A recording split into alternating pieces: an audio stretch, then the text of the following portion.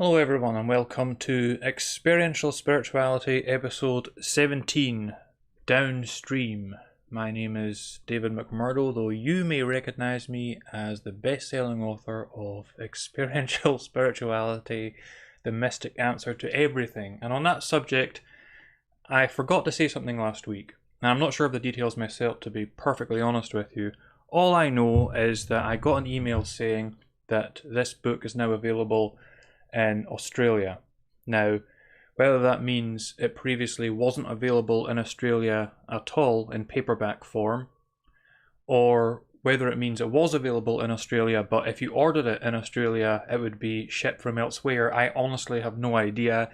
I just know that the paperback version of this book is now available in Australia. That's all I know.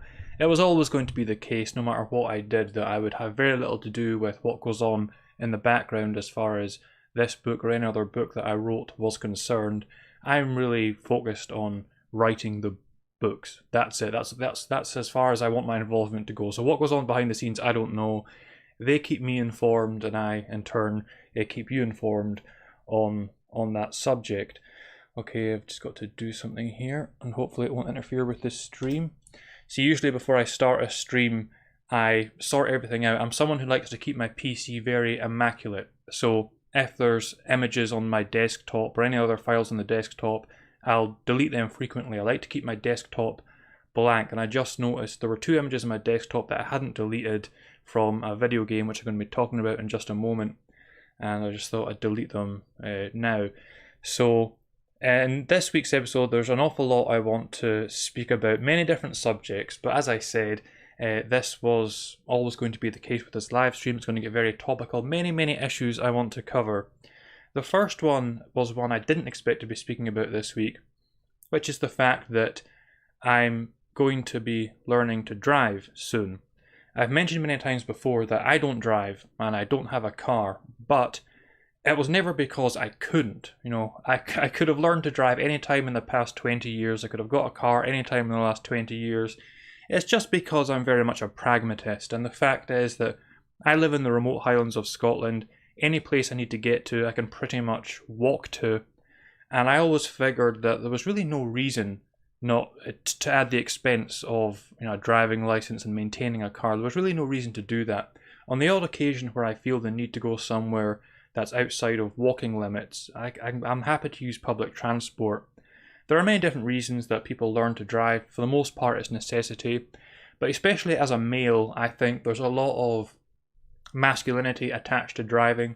Certainly, I think any male feels slightly demeaned if they have to be, driven around somewhere by a female. I think a lot of men feel that way. And while driving and having a car is not something that's going to impress women, I think that not driving and not having a car is something that a lot of women will look down upon. I think a lot of men feel that way, and that's a great motivation for them to learn to drive. But that was never a concern of mine. I never had any trouble with women. I never felt the need to impress anyone. So I was perfectly happy not driving. I just didn't really feel the need. But on Friday, God suddenly said to me, "You've got to learn to drive." And when I say God said to me, if you read my book, you'll know that that means that God spoke through my conscience. My conscience started telling me it was time to learn how to drive. And as is so often the case when you hear from God, you have to obey what God says. You have to obey that voice that comes through your conscience. But very often you don't know why. You don't know why you're being told to do this. All you need to know is that you've got to obey it. So I got this feeling on Friday, and I was like, okay, well, I've got to do it then. And so, as is so often the case, you're told what to do, you're obedient to that, and then your mind kicks in and you think, okay, well, if I do learn to drive, now that I've been told to learn how to drive, what are the advantages? What changes would that make in my life? And, not too many. I like to go out to all kinds of remote places. I like to take pictures in really obscure remote places of historical interest. Well, obviously, driving would allow me to go further afield. I think the most mysterious and best place here in the Highlands is the west coast of the Highlands of Scotland. Many amazing remote places out there, but I'm on the east coast. And so, the west coast is just not in walking distance. if I drive, then I can easily go out to the west coast of the Highlands. I could even drive all the way to Skye. I could drive down to Ben McDouey, and if any of you have read my book, specifically, it's chapter 10, is it? You'll know what that means. Also, the fact that, you know, my mum is getting older now, and I can foresee a time, you know, maybe a decade from now or a few years from now, where, you know, I might need to drive her about. You know, again, I don't see her for months on end at times, but I can foresee a time where her health deteriorates, and yeah, sure, it will be useful to be able to know how to drive. It will certainly be very helpful for her. So that's all in motion now. The way, I don't know how it works in other countries, but here you apply for a provisional license and then you get a driving instructor and go from there. So that's all in motion now. So I hope not, but something tells me that in the coming weeks and months I will have some disastrous stories to tell you from my driving lessons, I guess.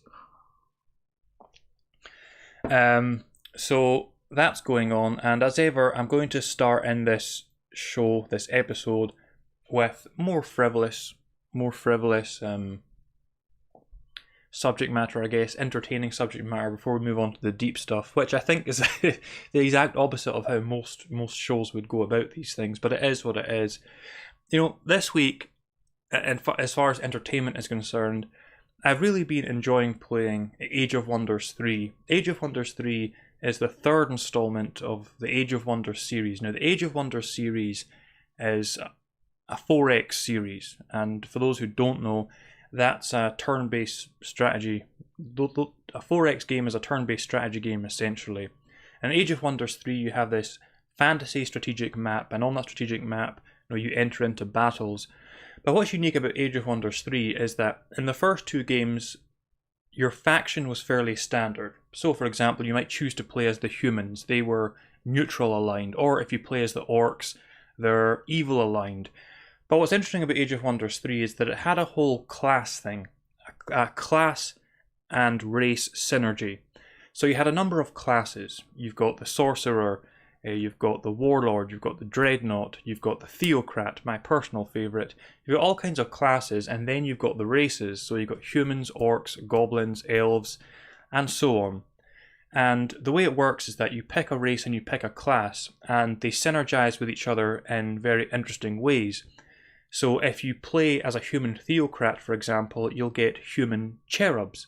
But if you play as a goblin Theocrat, you'll get goblin cherubs. Now, a cherub is a cherub, but depending on whether that cherub is a human, a goblin, an orc, or what have you, there'll be little differences in their stats. And so the game is all about coming up with really powerful synergies, not only in terms of the way you mix your race and your class, but also all the magic you have access to, because each character can have 3 specializations. So it's a really, really in-depth turn-based strategy game, a really wonderful game. What I really enjoy about those games is that it appeals to my meticulous nature. It appeals to the perfectionism that is inherent in my personhood, because I love striving to be as efficient as possible. I'm pretty good at that game if I'm playing as a human Theocrat. I can do very well. But even if I know I'm bound to win, what I really love doing is honing my performance. Making sure no unit goes to waste. Making sure I use my spells as efficiently as possible. That kind of thing really appeals to me. But Age of Wonders 3 was not the last in the series. I mentioned a few weeks ago that they released a game called Age of Wonders Planetfall, which is something of a spin-off. It's a science fiction version of Age of Wonders. Now, Andrew and I, we've been friends since we were 3 years old, and we've been gamers for all of our lives, and so we were a bit dubious about Age of Wonders Planetfall because of Beyond Earth. The Civilization series, very popular video game series. At some point they released Beyond Earth, Civilization Beyond Earth, and that was after Civilization 5. But Beyond Earth was just Civilization 5 with science fiction clothing. It wasn't really much better than your average modder could do, And so it seemed like a bit of a cash-in, it seemed like a bit of a disappointment. And so Andrew and I were concerned that with Age of Wonders Planetfall, we were just going to get Age of Wonders 3, but in science fiction garb. But that isn't the case. We both got Planetfall when it was on sale, and we both really, really enjoy it. But I became kind of disappointed in myself because I'm someone who likes, or who claims to like at least, originality. You know, I like new things, I like refreshing things. And Age of Wonders Planetfall is certainly that, because the factions in that game, and it doesn't have the race class synergy mechanic that Age of Wonders 3 has, but it's got its own new deal. It's really unique in terms of the science fiction that it's created. And so part of me says I should really enjoy that. But I've really honestly returned to Age of Wonders 3 now, because the honest truth is I'm not comfortable in that unique science fiction environment. I know where I am with a goblin and an elf, and when I'm playing Planetfall, I've got all these weird, obscure units, and I appreciate the effort, I appreciate the originality, but a part of me is always saying, I want to go back to the elves and the goblins, because I know where I am with an elf and a goblin. You know the deal. Anyone who's interested in that kind of Tolkien-esque fantasy, you know the deal. And so you'll know where you are as soon as you start playing Age of Wonders 3 in terms of the races. You know that the goblins are going to be really, really weak, but they're going to breed a lot. You know that the elves are going to be physically frail, but they're going to be powerful in magic, and they're going to be good in knowledge. That's how it is. But with these weird science fiction species, yeah, as much as I say quite often that I like originality, I do like also what I'm comfortable with, and I found that I will revert back to what I'm comfortable with, which is not something I'm necessarily proud of, but it's just the way that it is. So in terms of entertainment this week, I've been enjoying Age of Wonders 3, again just honing my performance as a human theocrat, but I also created an elven theocrat character who specialises in creation magic and a little bit in earth magic as well. So yeah, having a lot of fun there. I have to give the inevitable Indiana Jones 5 update, because there has been quite a bit that's come out over the past week, but I think we're getting to the point now where I might have to stop speaking about what's going on in the production of Indiana Jones 5, because I think we're learning so much now, or we're going to learn so much in the near future, that we'll be venturing into spoiler territory, which I really don't want to do, even if only for my own sake.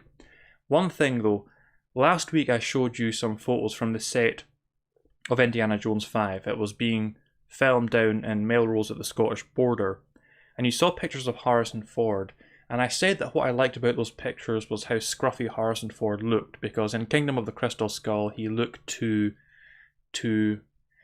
clean. No matter what he'd just been through in the film, he just looked too clean. Well, there's something about those images that I missed at the time, and I think most observers missed until someone with an eagle eye pointed it out, which is that on Harrison Ford's face, what looked like dirt is not dirt at all. What it is those little black dots they put on someone's face when they're going to do CGI. You see, when you do a CGI character in a film, just for those of you who don't know, there's two ways you can go about it. You can either create an entire CGI character where there is no human involved, it's just a CGI character. And when they do that, it almost always looks absolutely terrible. The other way is to have an actual actor there doing the performance and then do a digital overlay on that actor. The most famous example I would imagine is Andy Serkis playing Gollum in the Lord of the Rings films. You know, Andy Serkis is an actor, he was doing Gollum's physical performance and they just put a digital overlay on him. But either way, whenever you're doing that kind of digital work in a film, you have to get it right. It has to be perfect. And you can get away with things not looking quite right when you're doing a creature like Gollum in Lord of the Rings, because Gollum is an otherworldly creature anyway. So if you're looking at Gollum on screen and there's something not quite right about that character, it doesn't look quite right, it's got a bit of that uncanny valley vibe going, you can get away with it to some extent because Gollum is an otherworldly creature. But when you're showing human beings in the real world, you have to get it perfect, otherwise it's just going to look terrible. And you better get it perfect if you're going to CGI Harrison Ford to look like a younger Indiana Jones, which I think is what they're doing. You know, actually a good example of this technology and it being done really well recently was in the latest Terminator film, Terminator Dark Fate, because spoilers, in the opening of that film, you've got Sarah Connor and John Connor, the way they looked back in 1992. And the way they did that was they had body doubles for Sarah Connor and John Connor there, and then they put the digital overlay over them. And it looks really fantastic. You know, whatever you think about Terminator Dark Fate overall, the special effects in that opening sequence are amazing. So hopefully they can get it right in Indiana Jones 5. You would think that, well, look, you're talking about Disney here, you're talking about the fifth Indiana Jones film, so they're not going to screw that up, but you can't be too sure these days, especially if you've seen any of the recent Star Wars films. So they better get that right. But the question becomes then, what is going on in this film? What is happening? There are some who are speculating that the whole of Indiana Jones 5 is going to be set in the 1930s, that the whole thing is going to feature a digital Harrison Ford because it's going to be set in the 1930s. I don't think that's true at all. Here's my prediction, and I honestly think you can set that in stone. Set this in stone. What I think we're seeing in the filming just now is the prologue. You know, every Indiana Jones film opens with a prologue where Indiana Jones is on some kind of mini adventure.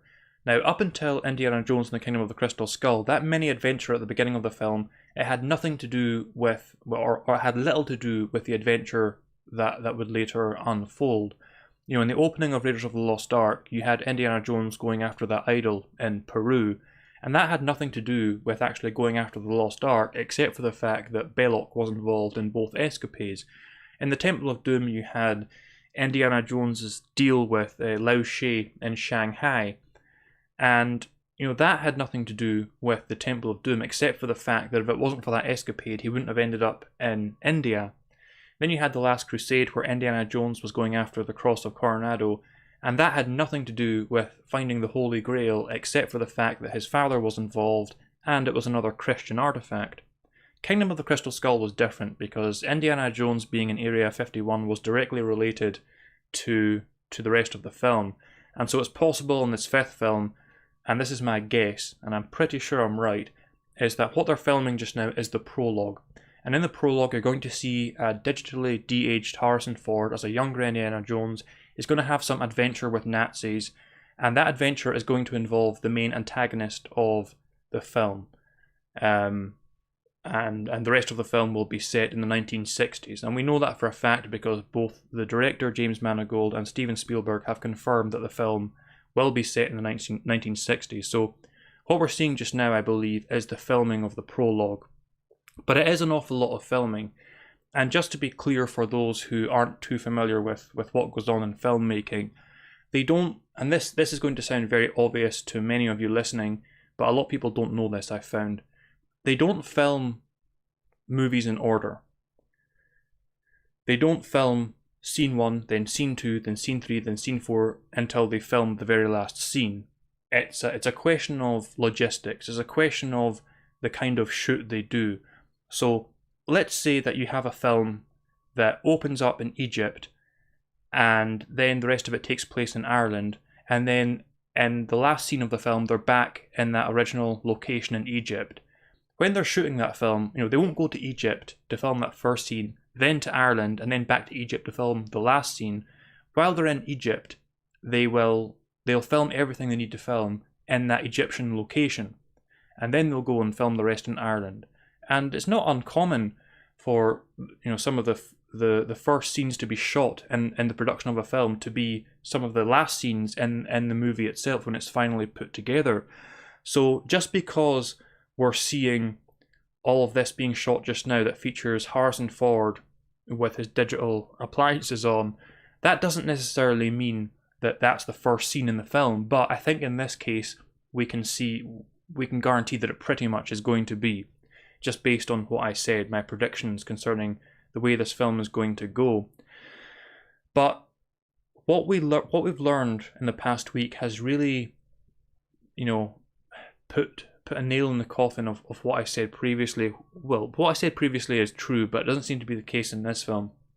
I said that they usually don't film in a location like Scotland unless what they're shooting is actually based in Scotland. The reason for that is that Scotland is an expensive place to film. So usually if a director or a production is filming in Scotland, it's because the script is set in Scotland and they want that authenticity. But I think we can safely say that's not the case with Indiana Jones 5. The reason is that this week, down in Glencoe here in the Highlands, they filmed a chase that involved Nazi vehicles, motorcycles with swastikas on them, and so that can't be based in Scotland. Then there is no scenario for Indiana Jones 5 in which you have Nazis driving around Glencoe, which begs the question then, well, why film it in Glencoe at all? Are there no places in Austria that you could go and film? Are there no places that are a bit more legitimate to Germany that you can go and film? Perhaps you can't film in Germany. I don't know the rules. I do know that it's illegal to display a swastika in Germany, but is that true of films as well? Can you not make a film in Germany and show a swastika? I honestly don't know. Is that the reason? I just don't know. If you're going to film a motorcycle chase involving Nazis, set in Germany, presumably, why would you go to the Highlands of Scotland? Why would you film that in Glencoe? Is it just for the scenery? Possibly. I don't know.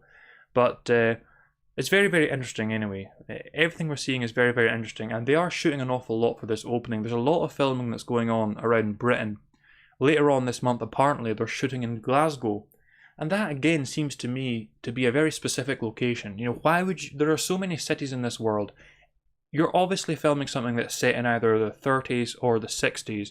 So if you're just going to film in a city and you're going to have some kind of digital overlay, or you're going to otherwise make it look like the 1930s and the 1960s, why would you go to Glasgow of all places? There's all kinds of locations that would seem better suited. So I honestly can't say why that is, but it's very interesting, and I'm very, very excited about the way this film is going.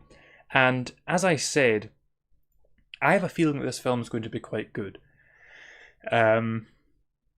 Kingdom of the Crystal Skull was disappointing to me, but I think this particular film is going to be quite good. And you know what some of it reminds me of, some of the speculation reminds me of? It reminds me of the speculation for Die Hard 6. So the Die Hard films, I don't think I've spoken about them in this show, mainly because this show is Experiential Spirituality. But the Die Hard films are great. The first 3 Die Hard films are great. They are classics as far as I'm concerned. The fourth film, it's not as good as the first 3, but I still think it's pretty good. And its main problem is that it was made as a PG-13 and therefore it was a bit weak in terms of its impact. So that's its main flaw. But then you have the 5th film, A Good Day to Die Hard, and that film is bad beyond description. It's a genuinely terrible, terrible film. Not just as a Die Hard film, but even as a film in its own right. And it's kind of baffling how bad that film is. And I remember at the time it was kind of strange because usually if they're making a new Die Hard film, this is something that you never stop hearing about. You're constantly getting updates about how Die Hard 4 is in production and this is who's starring in it and so forth. But the strange thing about A Good Day to Die Hard is that it just appeared from nowhere one day. One day there was a trailer for it and the next thing you knew it was out in the cinema, which kind of suggests to me that the studio knew that they'd made a bad film and they were just trying to sneak it out. It wasn't a good film at all. But the funny thing about Die Hard 5, A Good Day to Die Hard, this is tremendously ironic, is that it was the first Die Hard film that was written to be a Die Hard film. Every other Die Hard film, from the first film to the 4th film, they were based upon other works. The first film was based on a novel and then adapted into a Die Hard film. The second film was based on a novel and then adapted into a Die Hard film. The third film was based on a novel and then adapted into a Die Hard film. The second Die Hard film, I believe the novel that was adapted was called 59 Minutes. The third film, the novel that was adapted was called Simon Says, or was that... No, in fact, Simon Says was a script that had nothing to do with Die Hard and it was then adapted into Die Hard. Die Hard 4 was actually not based on a book, and it wasn't based on on any kind of script. Die Hard 4 was actually based on an article that had come out called Firewall, and it was about the potential for terrorists to take down the United States digitally, and so they adapted that article into a Die Hard film. Die Hard 5 was the first Die Hard film to be written as a Die Hard film. But you know what's ironic about that? Is that it's the only Die Hard film in which John McClane never says yippee-ki-yay. Just imagine that. The only Die Hard film that was written as a Die Hard film that wasn't adapted from other material is the one Die Hard film where they forgot to have John McClane say yippee-ki-yay. That would be like if you wrote an Indiana Jones film and you forgot that Indiana Jones was afraid of snakes. Or you wrote an Indiana Jones film and you forgot that Indiana Jones was an archaeologist. You know, this is something that is central to the character. It's one of the things that defines the character, and yet they just completely forgot about it. The point is that there's been speculation about Die Hard 6 for a long time, and there was a script called Die Hard Year Zero, which featured an older John McClane, Bruce Willis obviously, but then there was another actor playing a younger John McClane, and so the film was going to be an older John McClane relating stories from his younger years as a cop.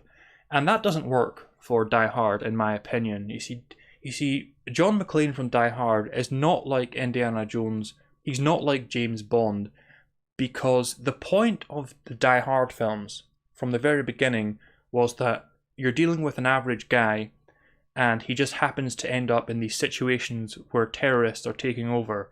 That's the essence of Die Hard. It's the essence of the first Die Hard, the second Die Hard, in fact, the first 4 Die Hards. So you can't then get rid of that. You can't then undo that, rewrite history, and make out that John McClane from the very beginning was just getting in all of these crazy adventures involving terrorists. There was also talk of a Die Hard TV series, and at that point it starts to become ludicrous. Okay, so the first Die Hard film, he happens to be in Nakatomi Plaza when terrorists take over. The second Die Hard film, he happens to be in Dulles Airport when terrorists take over. The third Die Hard film, the brother of the antagonist from the first film is after him, and at that point, okay, fine. In the fourth film, he's in a situation where he happens to be able to do something. But if you have it where week after week, John McClane, it becomes like a comedy at that point, doesn't it? Now, you can imagine it being filmed as a comedy where week after week, John McClane goes to all of these events and terrorists take over. And you can just see it as a comedy where, he's at some wedding somewhere and then terrorists start pouring in, and then he gives a world-weary look to the camera, and then the rest of the episode plays out. So I don't think you can do as much with a John McClane character as you can with an Indiana Jones or a James Bond, because part of the point of the John McClane character is that he is the everyman. He's not a superhero. He's not an Indiana Jones who goes on adventures. He's not a James Bond who is a spy and is therefore in a position to always be on adventures. The point of John McClane is that he's the wrong guy in the wrong place at the wrong time. And so you can't retroactively say that he's been going on Die Hard adventures, since the beginning of his career as a cop, because that's contrary to the character. So, I'll use any excuse to start talking about films that I enjoy, because I really like doing that. And I'm not going to end there. There's one more film I want to talk about, and it's shocking that I haven't talked about this in the last 3 weeks. But it's the Highlander remake. They're remaking Highlander, and the rumour is just now that Henry Cavill is going to be starring in the film as Connor MacLeod. And, I really like Henry Cavill. People say this as a boast. I'm not boasting when I say this. It's just a plain statement of fact. I've never watched a single comic book film. I've never watched any Marvel or DC film, except for Christopher Nolan's Batman films. I'm just not interested in comic book heroes at all. But I do like Henry Cavill as an actor. I liked him in the latest Mission Impossible, and I think he's a good choice to play Connor MacLeod. The thing about Connor MacLeod in the original film, and indeed the sequels, and the first episode of the TV series, is that Connor MacLeod is a bit of a weirdo. He's a bit of a loner. Christopher Lambert, he's a strange guy anyway. He has that oddball aura about him, and so that's who Connor MacLeod is. Henry Cavill you could argue, and I can understand this argument, Henry Cavill is a bit too normal. He's a bit too much of a Hollywood hunk type to be playing a character who was formerly a bit of an oddball. You'd think you'd go with a really strange bird actor, but they didn't. They went with Henry Cavill, and I can see it working out well. And I disagree with those who say that they shouldn't remake Highlander. Like, there's a guy who does reviews here on YouTube called The Critical Drinker. He's a fellow Scot, and he's basically doing a Scottish version of Mr. Plinkett. His reviews are a bit too crude for me. I don't find toilet humour funny at all, and I don't need to see repeated clips of Tyrion Lannister from Game of Thrones vomiting. That isn't inherently funny to me. But he made a video talking about how they shouldn't remake Highlander, and I completely disagree with that, because I love Highlander. Highlander, along with Conan the Barbarian, is my favourite film of all time. But they should remake it. It's one of those films where it deserves a remake, because if you watch Highlander now, as much as I love the film for its innocence, for its pure fun, the I can't say this word, choreography is pretty bad. The sword fighting in it is pretty bad. I mean, my friends and I, we used to, when we were kids, we used to go outside and we would make swords out of wood, and if we found a piece of metal, we'd use them as swords, and we would sword fight each other. And our sword fights were more convincing than the sword fights in Highlander. Why can't I say this word today? Choreography just isn't that good in Highlander. The special effects are also a bit ropey, and there are some other things about the film that haven't aged well at all. So for me, as much as I love the original, one of my favourite films of all time, that to me is a prime candidate for a remake. That's the kind of film that needs a remake. It's not like Old Boy, where, as a random example, it's not like Old Boy where you have a perfectly serviceable film and then you make an American version of it for no apparent reason. I'll even say the same for Planet of the Apes. Now, Planet of the Apes was, 1969? That original film still stands up to me. Yeah, okay, the makeup is a bit dodgy, of course, but I honestly don't think that the two remakes that have followed are significantly better. I prefer that original Planet of the Apes with Charlton Heston. So I'm someone who in most cases will say, no, this film doesn't need to be remade. But in the case of Highlander, I say, no, go for it. Remake this film, especially in light of the sequels, because you know the mistakes that the sequels made. So if you're going to remake the series, here's a chance to make it a proper franchise. Here's a chance to give a little bit of forethought. Don't have Connor McLeod win the prize in the first film and then end up having to introduce aliens in your sequel. You can plan it from the beginning. And the guy who's directing it at the current time is the guy who did the John Wick films. I've never seen those films. They don't really appeal to me at all. But I know he is a talented director, and I hope he pulls it off well. So that's the last film subject I have to speak about today. Windows 10 has just interfered with my speaking there. Okay, I'm just going to turn to chat before I move on to the next subject. Tate says, I can confirm I have a copy in Australia. Well, that's good. I don't suppose you happen to know if it was dispatched from Australia. Agaratos says, I'm waiting for the driverless cars to buy. Wonder how long I have to wait till it becomes available in my area. I wouldn't trust a driverless car. I just wouldn't. There's too much opportunity either for things to go wrong or for someone to sabotage it and send you flying off the nearest cliff. There are some places here in the Highlands that I think I would find quite intimidating to drive, even in a manual car. Many of you will have seen images or footage from South America, especially in Brazil, I believe, where you've got these winding roads that go along mountain passes, and they're about as wide as this couch, and cars have to creep their way along them, and every year hundreds of people plummet to their death because the road is so treacherous. There are roads like that in the Highlands. Not as dangerous as that, because obviously the Highlands is the Highlands and it's well maintained, and there's barriers and things like that. But there are roads that go around mountains like that, so you're driving next to a sheer drop. And despite the safety barriers and so forth, I think I might find those kind of roads quite intimidating to drive on. And and that's in a manual car. I don't. I'd be quite intimidated to do that in a car that drove itself or was meant to drive itself. Agoratos mentions Carrie Fisher in the Star Wars film. Yeah, see, I'm not a Star Wars fan. The only thing that appeals to me about Star Wars is the whole idea of the Force, because it's obviously based on mystic thought, so that obviously appeals to me. But even though I've never watched any of the modern Star Wars films,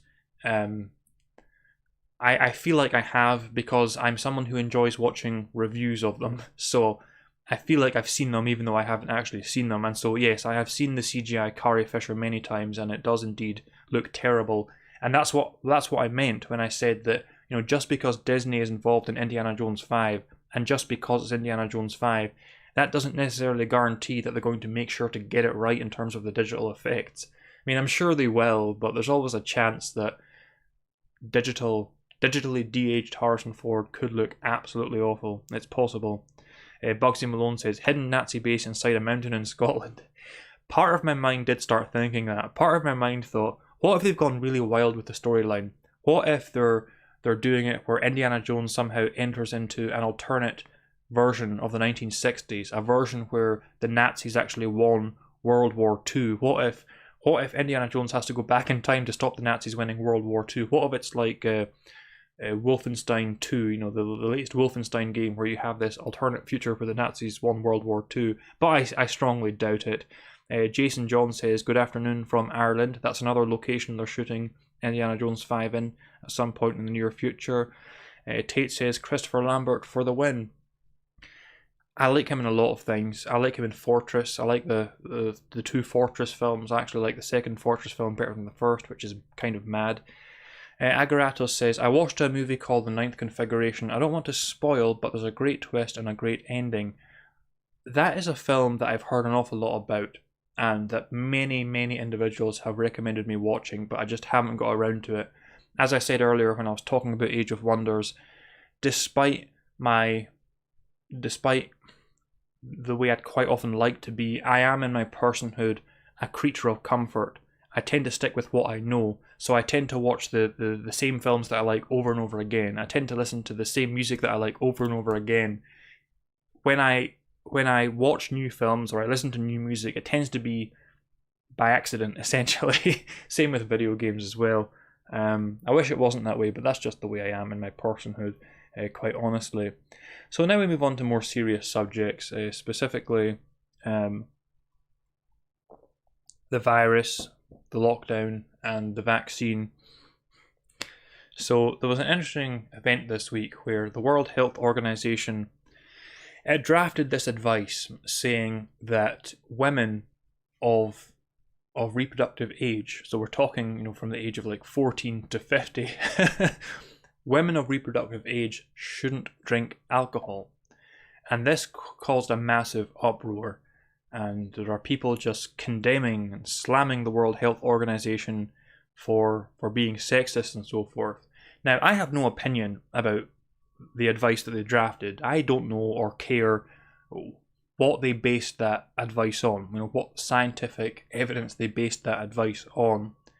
What struck me about the whole thing is just the sheer hypocrisy of the fact that now suddenly it's okay to question the World Health Organization. If you questioned the World Health Organization on the subject of the lockdown, on the subject of masks, or on the subject of vaccines in the last year, you were called a bigot. And if you did so here on YouTube, you would have your video, if not your entire channel, removed on the basis that you were spreading medical disinformation just for disagreeing with the World Health Organization. But now suddenly that they're saying something that is inconvenient to, let's face it, the middle class, suddenly it's okay to question the science. What happened to don't question the science? What happened to don't question the experts? Suddenly that goes out the window because it's inconvenient for certain individuals in society.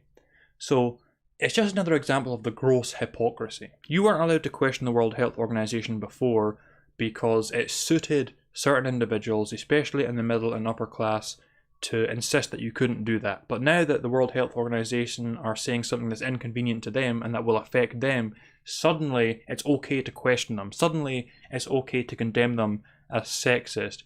I mean, it's such utter hypocrisy.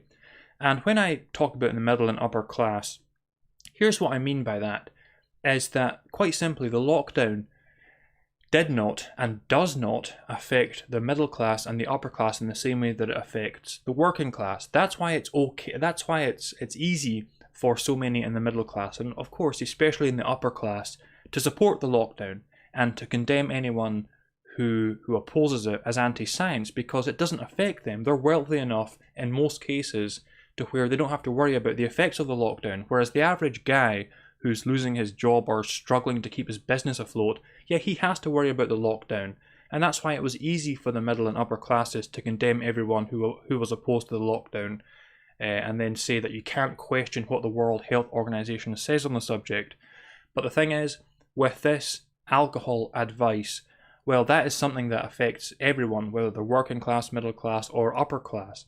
And so the suggestion that women that are capable of reproducing of any age, shouldn't be allowed to drink alcohol, yeah, that's something that does affect them, and therefore suddenly their previous standard goes straight out the window. So this is why I've said from the beginning that you can't take these people at face value. You can't take them seriously because they're not going to be consistent in their principles. They tell you not to question the experts. They tell you not to question the science. But the moment that it becomes convenient for them, or the moment that the experts in question are saying something that they don't like, they have no problem not only questioning the experts, not only questioning the science, but outright condemning them as sexists.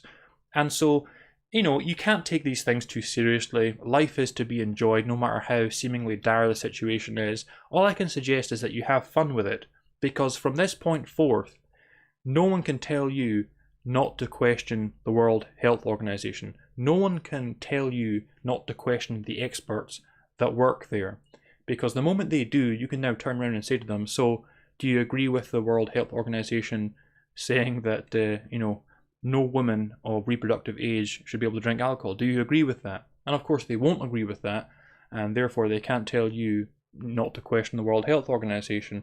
So that was another example of hypocrisy this week. Of course, here in this country we had the Royal Ascot, which is something for the upper classes.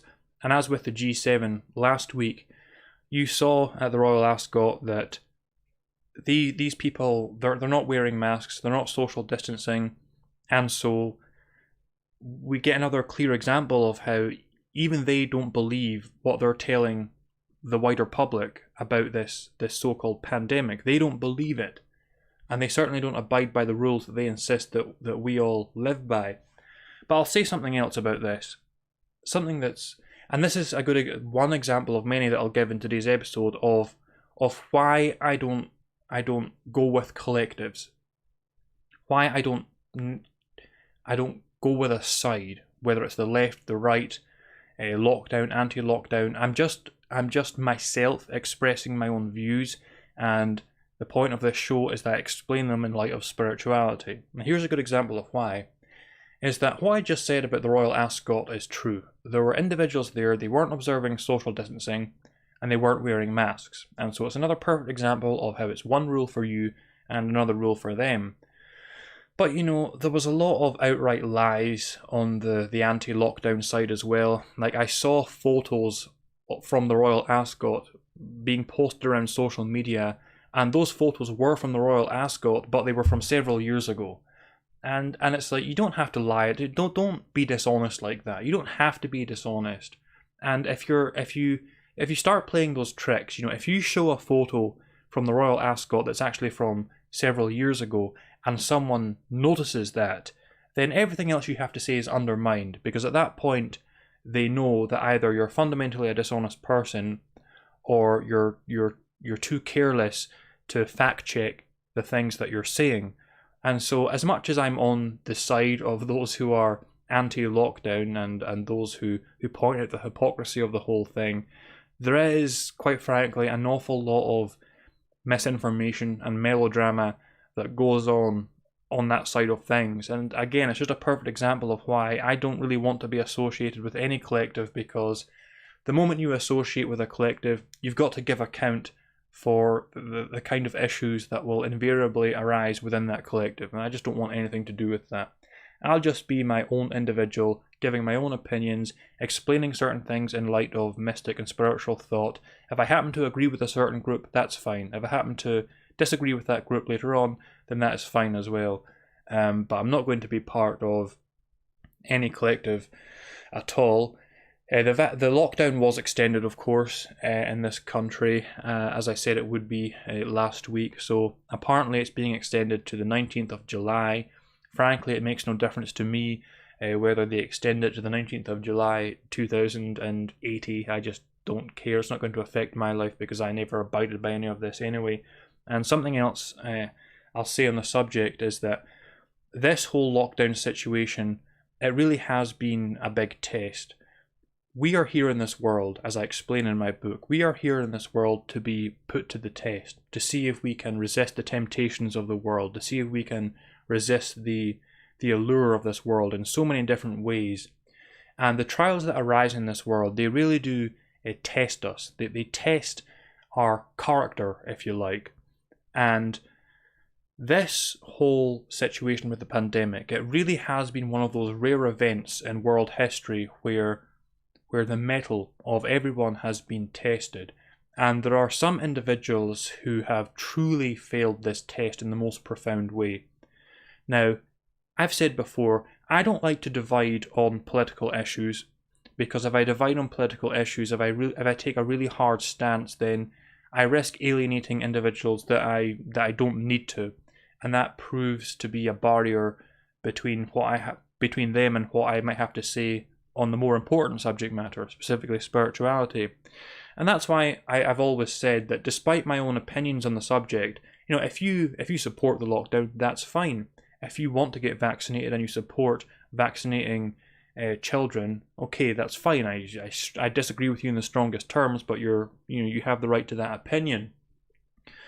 But if in this situation, if in this pandemic, you were made so hysterical with fear, and you were so corrupted by the propaganda that has been coming from government and the propaganda that has been coming from media, that you went from a libertarian individual to someone who is insisting that we remain in lockdown forever, to someone who is insisting that everyone be forced to wear masks everywhere, to someone who is insisting on mandatory vaccinations, including for children, it's safe to say that you have failed this test as a soul, as a child of God.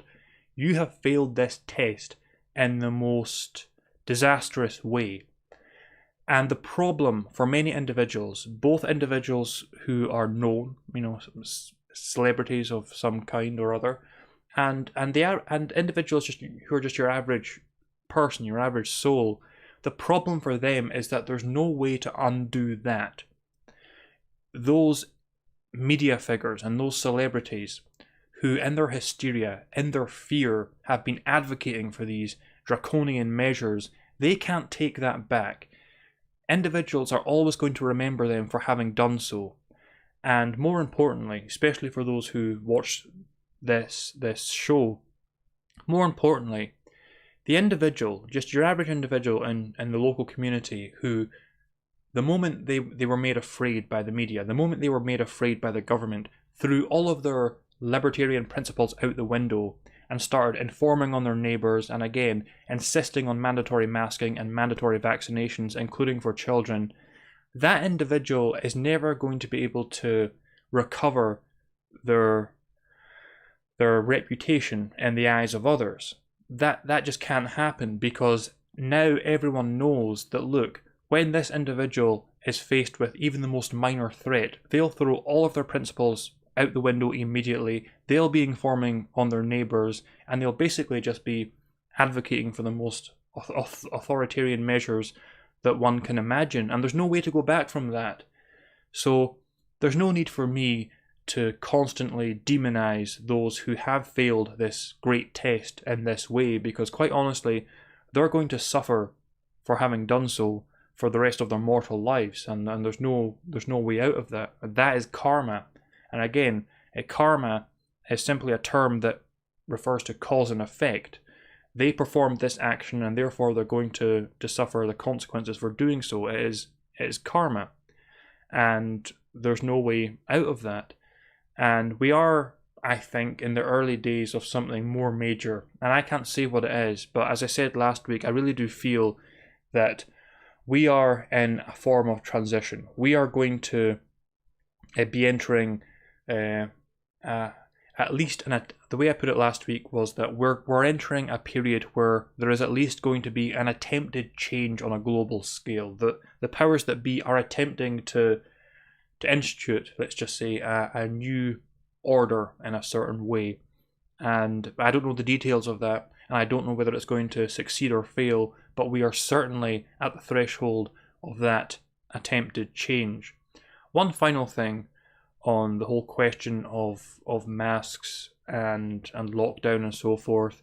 As I said last week, it's kind of tiring to me that so many individuals who are really opposed to the lockdown, who are really opposed to mask mandates, they've been saying, look, the government said we would open up on the 21st of June. So if they extend the lockdown on the 21st of June, I don't care. I'm not wearing my mask anymore, and I'm not adhering to social distancing and so forth. And I was saying last week that it's kind of boring when people constantly say what they're going to do rather than just doing it, because then you sound like someone who's all talk. And so there's still individuals saying, when it comes to the 21st of June, I'm going to take my mask off and not wear it anymore. And again, I would just ask, well, if you're so opposed to it, if you believe that masks don't do anything, if you believe that social distancing is pointless, why are you still adhering to it at all? And the truth is, as I said last week, that the prospect of someone taking their mask off or not adhering to social distancing, that is intimidating to a lot of souls, because peer pressure is a powerful thing to the majority of souls, and to them this is a great challenge. But especially after the 21st of June, these individuals really do need to put up or shut up. If they're still talking about how one day soon they're going to take their masks off and stop adhering to social distancing, then it won't be possible to take them seriously on those subjects. The final thing I'll say, and it's something I should have said sooner but I didn't, is that when it comes to not wearing a mask somewhere, there are those individuals who will say that, well, look, and I don't know how it is in countries outside of the United Kingdom, but there are those individuals who will say that, look, you can claim to be exempt from mask wearing. And the thing is, by law in this country, you don't have to give a reason for your exemption. You can just say that you're exempt and then, not explain further, and that's it. You can go about not wearing a mask. My feeling is that that's too tricksy. I don't feel the need to be dishonest. For me, I'm a bit more blunt, I'm a bit more straightforward. If someone asks me why I'm not wearing a mask, the answer will be because I choose not to. And I don't owe you an explanation. If you've listened to me for the past few weeks, you know my reasons for not wearing a mask. You know my reasons for not getting this vaccine. But I don't owe that explanation to anyone. And when you start to employ this trickery, these kind of games where, okay, I can claim I'm exempt and I don't have to show it to anyone, you're kind of legitimizing the very thing that you oppose, because if you feel that you have to make an excuse to not wear a mask or to not observe social distancing, you're implying that you're the bad guy in that scenario. You're implying that these rules are good, but that because you're not adhering to them, you have to lie. You have to be dishonest about it. And so I wouldn't take that approach. I've always just taken the more direct approach. Why am I not wearing a mask? Because I choose not to. Why am I not getting a vaccine? Because I choose not to. And I don't owe anyone, I don't care whether they work for the government or they're my neighbour, I don't owe anyone an explanation for that. And that's the kind of empowerment, I think, that needs to be encouraged more. You don't have to cringe in fear at these authorities and come up with excuses and employ all this trickery to get around. Just say no, straightforward no. Yeshua said in the Sermon on the Mount, let your yes be yes and your no be no. And when he said that, what he was referring to, what he was speaking against was taking oaths. Because you see, when you take an oath, that implies that you could be dishonest. Like if I have to swear to you on the name of Jesus or something, that I'm not going to do something, it implies that I'm inherently dishonest, and that for you to be able to trust me, I have to take such an oath. That's why Yeshua said, let your yes be yes and let your no be no. Same thing in William Shakespeare's Julius Caesar. My favourite of his plays alongside Macbeth. In that play, Brutus goes on a long rant about only cowards and liars take oaths. Same principle. But I would apply this, Yeshua saying, let your yes be yes and let your no be no, in this scenario as well. It's a slightly different situation, of course, but I would say it's equally true. Don't act like some rogue. Don't act like some coward who's got to make excuses for his behaviour. Just say no, or just say yes. Yes or no, plain and simple. You don't owe anyone an explanation, and if you start employing this kind of trickery to get around these measures, you're again kind of legitimizing the measures themselves. You're making out as if you do need to come up with that kind of excuse for yourself. You're making out as if you do need to employ that trickery because you're doing something wrong, when the fact is you aren't. So let your yes be yes, let your no be no. Finally, on the subject of lockdowns and vaccines, and in another example of why I don't side with collectives, I might happen to agree with one collective or another at one time or another, but I don't side with collectives, is that a tribal mentality is very unhelpful and it's very destructive. This is why, I'll criticize both the left and the right, and I don't want to be associated with either one of them because they each have their flaws. And what I'm about to go into here is a flaw with the right, because as I've said, this whole issue of the lockdown and the mask mandates, broadly speaking, it is a left and a right division. You can see that very clearly. Those on the right are invariably going to be against the lockdowns and masking and certainly mandatory vaccines, whereas those on the left are going to typically be in support of those things. What happened this week is that there's this individual in this country called Piers Corbyn. Now, he is the brother of Jeremy Corbyn, who I think many of you outside of this country will know. Jeremy Corbyn was previously the leader of the Labour Party, and most individuals on the right really dislike him. They call him a communist and so forth, and he really is on the left. The individuals on the right, accuse him of having connections or at least being sympathetic to terrorist organisations and so forth. So Piers Corbyn is his brother, and Piers Corbyn shares similar politics to Jeremy Corbyn, but Piers Corbyn, from what little I know of him, he seems to have a different emphasis than Jeremy Corbyn does. And so what happened this week is that footage emerged of Piers Corbyn on a subway, I think it was in London, and all around, all on the subway, on the trains, there were these COVID warnings, saying you've got to wear a mask, you've got to do this, you've got to observe social distancing. And so Piers Corbyn took a group of people and he went into these trains and he started peeling these warnings and stickers off. And there were individuals on the right who opposed the lockdown and who opposed the mask mandates. They were criticising him, and they were criticising him just because he's Piers Corbyn, just because he's Jeremy Corbyn's brother. But that makes no sense. You should be applauding that. But this is what I'm saying about tribal mindsets. So because he's Piers Corbyn, because he's the brother of Jeremy Corbyn, because he's a leftist essentially, you're going to disagree with everything he does, even though you should fully support his actions in this case? That makes no sense. That's why I don't belong to any kind of collective at all, because things can get very tribal, and it just makes no sense. Just because you don't like Jeremy Corbyn, just because you don't like Piers Corbyn's politics, that doesn't mean that everything he ever says and does is wrong. He can be right, as can Jeremy Corbyn, and what he did, quite frankly, I fully support. There's something funny about this country, is that, and this is an observation I've made for a while, but it just struck me, especially in light of the lockdown and the mask mandates and so forth, is that over here in Great Britain, we're not as subtle as in the United States. The authorities over here, they don't even bother with subtlety. So I'll give you an example. Let's say there's a bill, a really draconian, authoritarian bill that is passing through the United States Senate. It's a nightmare bill. It's an Orwellian bill. It will be called something really nice sounding.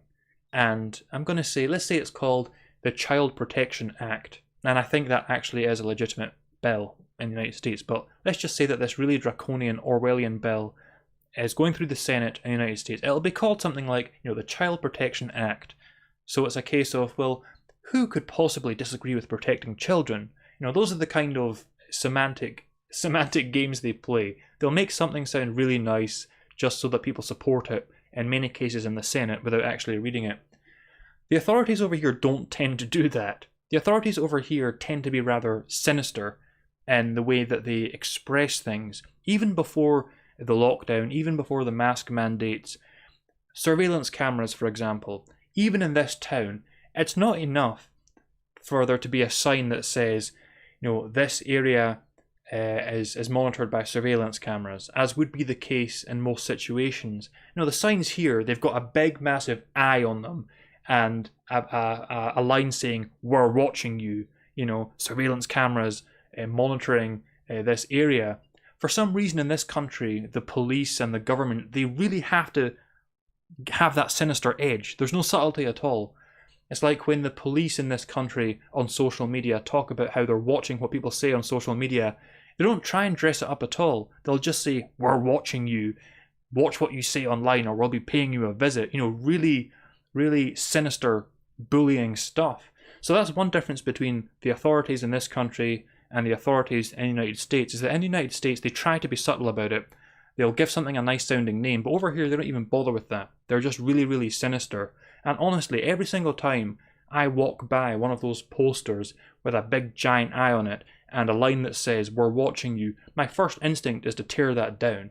Just in sheer defiance at the kind of individuals. It's like, who do you think you're talking to? Who do you take yourself to be that you think you can talk to me or us as a collective that way? So my first instinct when I see things like that is just to tear it down immediately.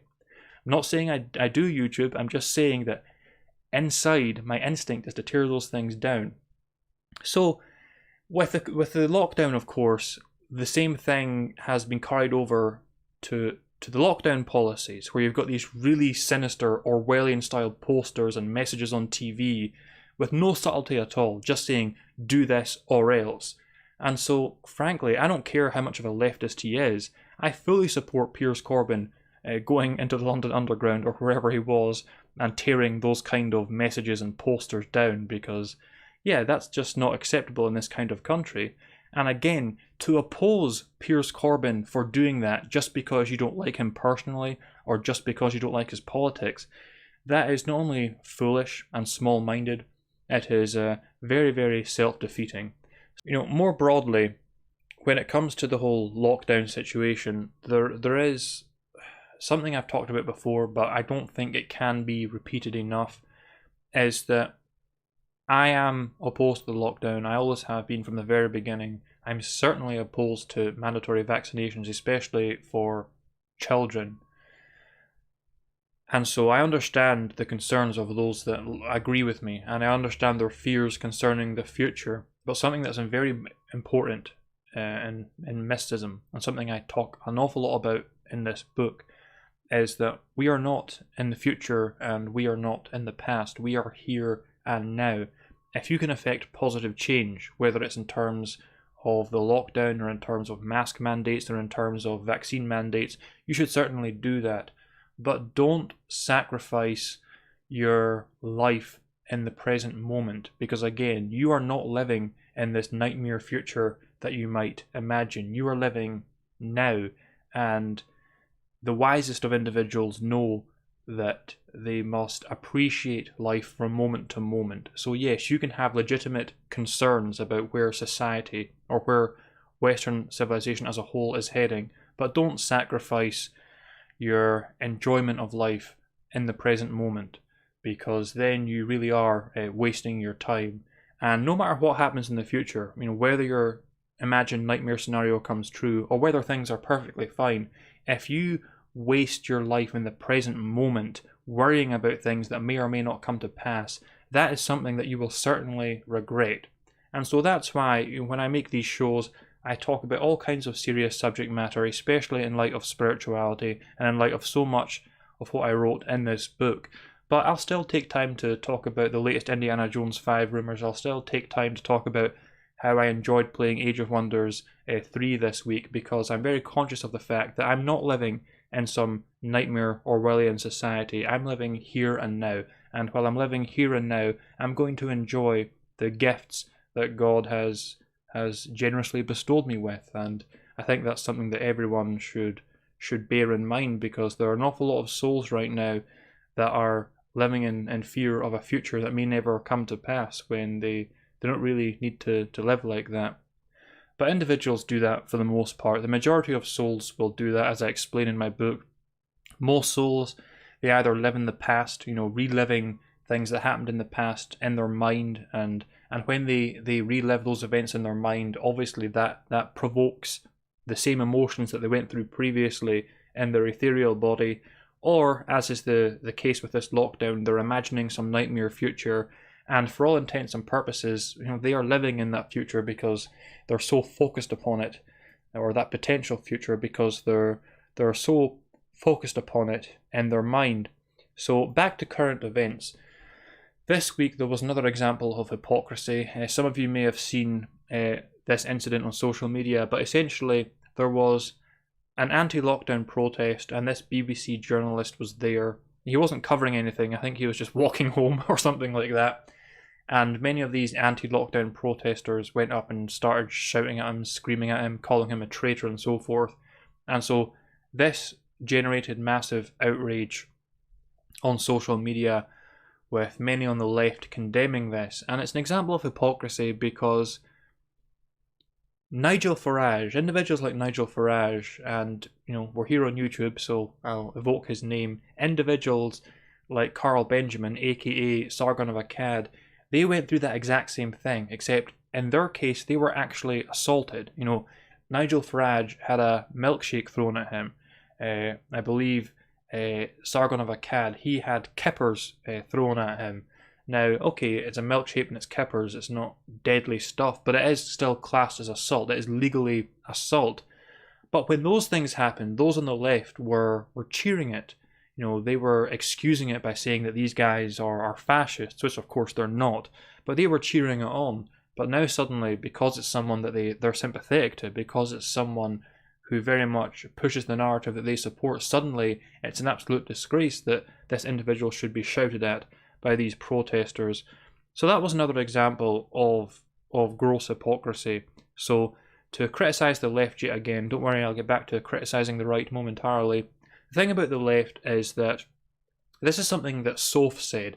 Now, here's a question for those of you who are more into internet lore and what's happening in the internet than I am. Soph, remember her? She was this teenage girl who made these really provocative videos, and there was a complaint made to her school because someone at her school had seen those videos, and I believe she, for some inexplicable reason, went with Gavin McGuinness and Milo Yiannopoulos to their, Free Speech TV or something like that.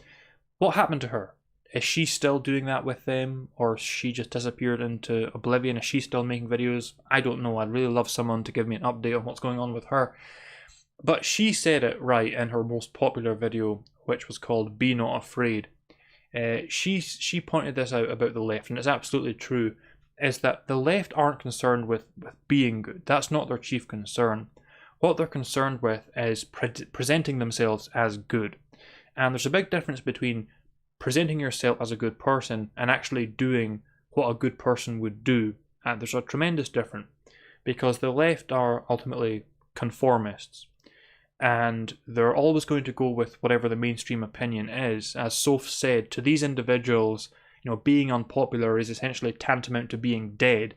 That's the way they view things.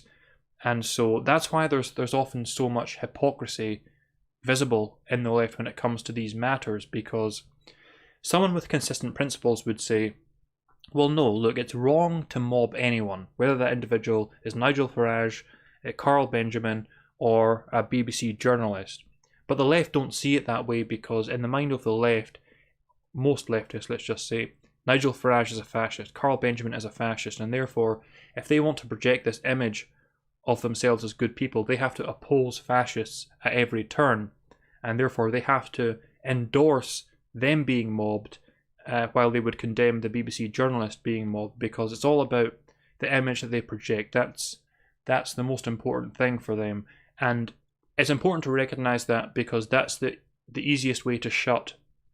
And I'm speaking in generalisations here. Obviously, not every individual on the left is the same. Not every individual on the right is the same. But broadly speaking, if you want to shut someone on the left down, you go for the way they perceive themselves or the way they are perceived. You go for their public image, because that is what is ultimately most important to them.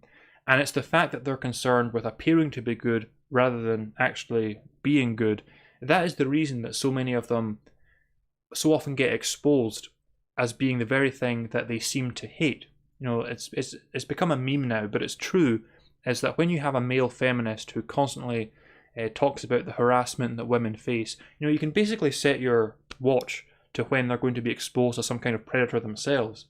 It's because, again, they're concerned with not being good, but in projecting this idea of themselves as a good person. And quite often that projection, as I explained a week or two ago, that projection is done in a conscious effort to deflect attention from them. Because, you know, if someone is constantly talking out about the harassment that women face, you know, it can't possibly be the case that they are guilty of that themselves. But as we see, it quite often is the case. And so that's something that's very important to understand about the behaviour of the left. And the moment you understand that, you understand pretty much all of their behaviour, all of their inconsistencies and so forth. So this week there was another incident that occurred, or another kind of major event, which was the launch in this country of something called GB News. And oh my goodness, the drama that has unfolded as a result of that, because you had certain individuals on the left, the usual suspects, running around trying to get advertisers to withdraw from advertising on GB News, and they were calling GB News Nazis, they were calling them fascists, just the most absurd stuff imaginable. Some advertisers did pull their advertising from GB News, and some didn't. Some remained firm, which is good. I watched GB News, and I've got to say that, look, I like GB News. I mean, I support it. I hope it does well on that. But I feel that I've been spoiled by the internet in a way, because I tried to watch GB News. Okay, first of all, their sound issues are unacceptable. I mean, completely unacceptable. In many cases, the quality of their sound has been far worse than anything I've ever put forth in 15 years here on YouTube. I mean, absolutely atrocious sound quality. And the thing is, I'm just a guy sitting here on his couch. This is a major news network. They really needed to get that right from the very beginning. It blows my mind that they could go live with that terrible, terrible quality of sound. It sounds like many of their presenters are speaking in a bathroom. But to be fair, you know, everything has its teething problems, you know, from the most minor thing to the most major thing. You know, because it was my first time when I got this book published, I wanted to make certain revisions to it later on, because certain things happened in the process from going to from my PC to having the book be available publicly, that because I had no experience in that area, I couldn't anticipate. And so there were certain changes that needed to be made after that fact. So for 2 weeks after the book was actually made available, I was doing revisions to it until it was fine. So again, from the most minor thing, like me as an individual releasing a book, to the most major thing like launching a new news channel, there are going to be teething problems. That's to be expected, but you wouldn't expect that level of problem. Regardless, things have gradually improved over the past week. But as I said, I think I've been spoiled by the internet, because having tried to watch GB News, and I don't use this word often, but I'm going to use it now because I can't think of a better word. It's very normie. It's very, very normie. I've said before that I don't watch TV. I don't have a TV in my flat here. I just don't watch TV, but I wanted to give this GB News a try, and I forgot just how banal TV is. I mean, it's death. It's actually death.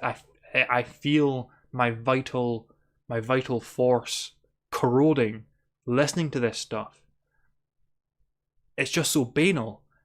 just these individuals around this desk having the most mundane. It's like you've met someone and they're engaging you in small talk. There's no better description than this. It's mind numbing, and that was just GB News itself. Then you get to the advertisements. Not watching TV, I'm not subject to many advertisements. Listening to those advertisements, it's truly, truly mind numbing. So I was shocked this week. Like, you've got leftists making out that this channel is like a Nazi endeavour, that they're white supremacists and all this usual nonsense that they talk. Whereas I'm just traumatized. I'm just shell shocked at how mundane it is, how bland it is, how banal it is, because I've been spoiled by the internet. Here on the internet, if you want to hear someone speak about some obscure subject, let's say Ouija boards, right? Let's say you, for whatever reason, had an interest in Ouija boards. I've never looked this up, but I guarantee that either on YouTube, BitChute, Odyssey, Rumble, or whatever, you can look up Ouija boards and there will be a guy there who's really, really into Ouija boards, and he'll tell you all about how to use the Ouija board properly. He'll talk about his experiences at Ouija boards, and it's really fascinating. And even if it's something you're not interested in, this is an interesting individual, and he's speaking about really obscure, interesting subject matter. And as denizens of the internet, and let's face it, you have to be a denizen of the internet to be listening to this live stream. We've been spoiled by that for such a long time now. Anything we want to hear about, we will find, no matter how obscure it is, there'll be some oddball out there who's speaking about it. And by the way, I would be considered in that category by most individuals. And so we've been spoiled by the internet. And so when you've had that, and then you return to what is ultimately a mainstream news channel just to check it out, it's mind-numbing. It's unbelievable. Where's the hidden hand says in the chat. It's like listening to your nana talk about the news. That's exactly what it's like. It's there, and it's sort of going through you, but it's you're not taking anything from it. You're not coming away with more insight. It's not going to improve your life at all. It barely rises above the level of white noise. It's just this banal dialogue. Now, to be fair, it's not all been like that. There are some segments I like Andrew Doyle, the comedian, who I'm a huge fan of, by the way. He's got a segment there that's pretty good. Nigel Farage, while I was eating a steak pie before going live today, I watched his segment on GB News, and it was pretty good. But even there, pretty normy stuff. And here on the internet, we've been spoiled by all kinds of wild and interesting individuals for many years now. And I think that is the great struggle that Andrew Neil doesn't seem to be mindful of. Andrew Neil, for those who don't know, he's a veteran presenter, veteran broadcaster, and he's the one responsible for GB News. He's the one who set it up. And whenever he speaks about GB News, he speaks about it in comparison to the other mainstream alternatives. So he'll speak about it in comparison to the BBC, to Sky News, and so forth. That's fine and good. And certainly GB News compared to them seems, as long as they get the audio quality fixed, it's gonna be great in comparison to them. But he seems to be oblivious to the internet, which is his greatest challenge.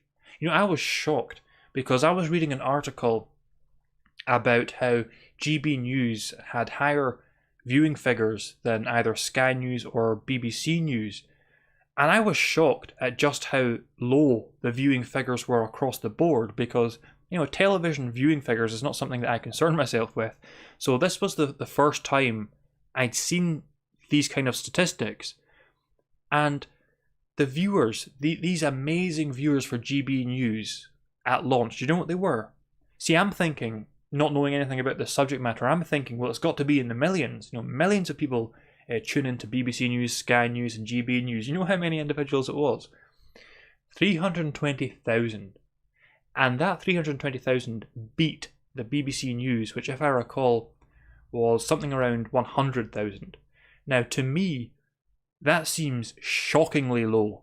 I would have expected millions of individuals to be tuning into BBC News or any mainstream news source. 320,000, 100,000. I see these numbers on YouTube all the time, not on this channel, obviously. But, you watch YouTube, even BitChute, there are videos with more views than that. And I know it's a different thing because those are static videos and not live TV. But I'm still shocked at how low those numbers are. And I just don't think that, perhaps because he's of a different generation, I just don't think that individuals like Andrew Neil really appreciate that the real obstacle for old media is the internet. Because why would I sit there, watching this live news channel, and okay, they might have a boring segment, and there might be a segment I'm really interested in, but I have to sit through all this other stuff I'm not interested in, and to get to the bit I do care about. Why would I do that when, here on the internet you can look up anything you want at any time? It's essentially on demand. That's the thing about the internet, it's on demand. So if you wake up inexplicably at 4 o'clock in the morning and you really have a burning desire all of a sudden to know how to make donuts in your own home, you don't have to wait for some mainstream news source to cover the subject. You don't have to wait for the next cookery program. You can go online on social media and there will be 1,000 videos with individuals explaining exactly how to make donuts in your own home. So I don't know if Andrew Neil appreciates that his real competition is not other mainstream news sources primarily. It's primarily the internet, and they really have to be more savvy in that regard, I think.